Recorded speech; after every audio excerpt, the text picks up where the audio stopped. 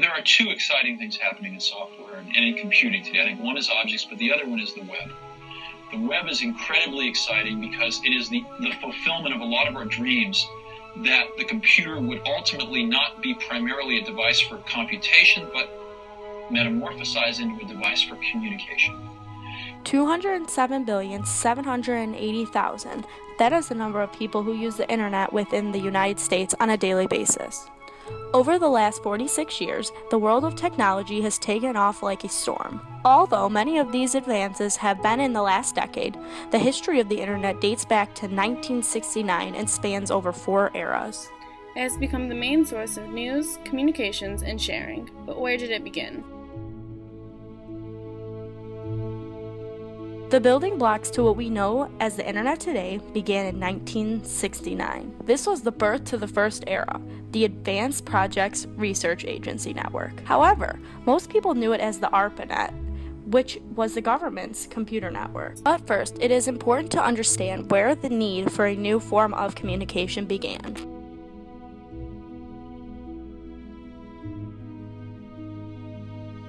On October 24, 1957, the Soviet Union launched the world's first man-made satellite.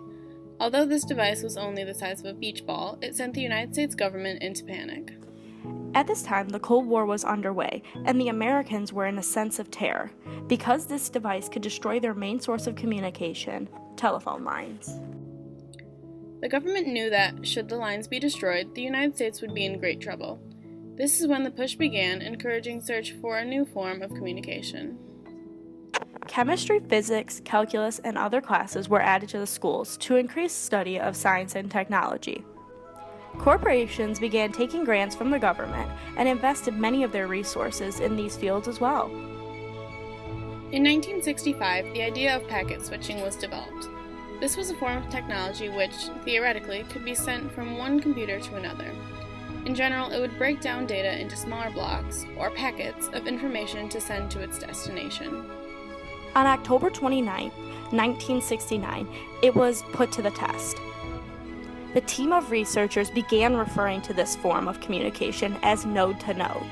At this time, a node was the size of a small house, one of which was in UCLA and the other in Stanford. The first message was sent. Although it was not entirely successful, seeing as it was intended to say login and only include the first 2 letters, researchers became hopeful. In 1970, American computer scientists Vincent Cerf and Robert Kahn began to develop a way to get computers to communicate.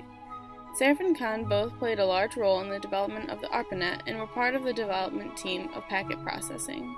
Separately, Kahn and Cerf have had many great projects through the years.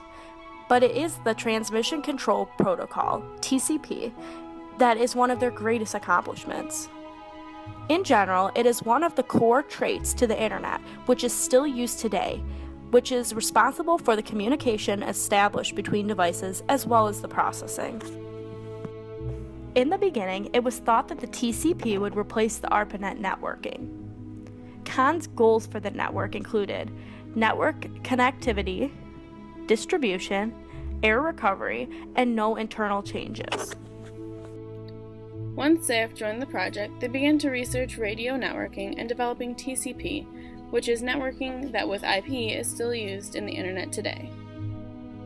The year 1981 marked the beginning of the second era, the internet era. In this decade, the internet was born and began to grow.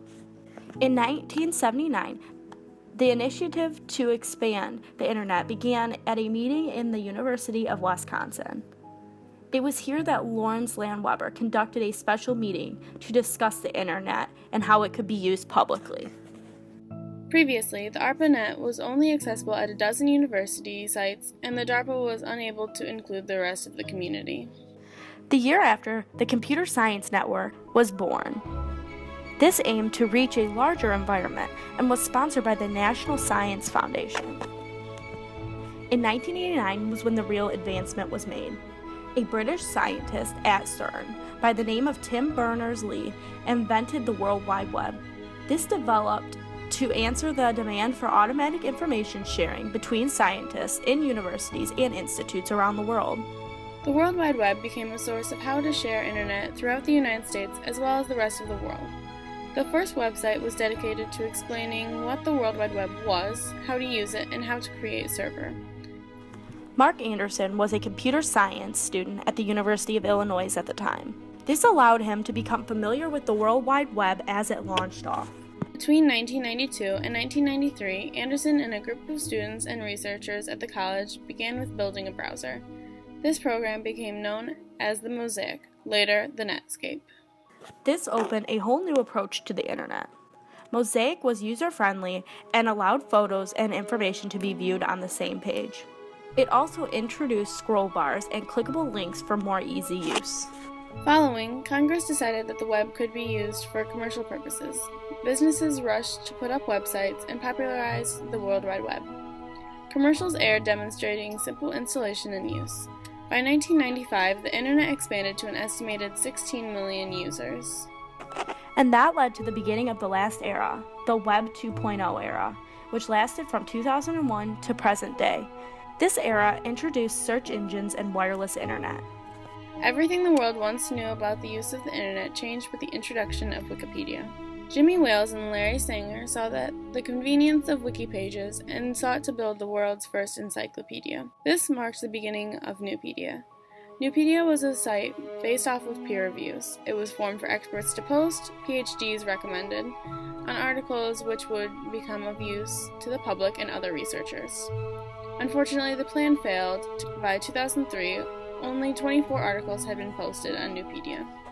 However, Wales saw the failure as a new beginning. Wikipedia was previously formed as a discussion room for Nupedia. It allowed anyone to create, edit, or discuss on the pages. It was already more successful with 20,200 pages in over 260 languages. Wikipedia was followed by the invention of the iPod and the expansion of the iTunes Store, Google pages up to 8 million, and the launch of YouTube. 2003 began a new form of communicating once again with the introduction of wireless internet, also known as Wi-Fi. It was also a large part of the impact of the launch of the iPhone by Apple on June 29, 2007. This allowed access to the web of a mobile device for the first time. It also allowed the sending and receiving of emails and the downloading of games, a revolution that affects many of us each and every day.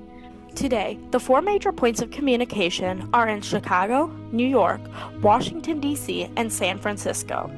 Internet communication can now be sent from cellular towers, satellites, and many other forms of communication. Funding and control is democratic, but would not be what it is today without the advancements it has made over the last 46 years.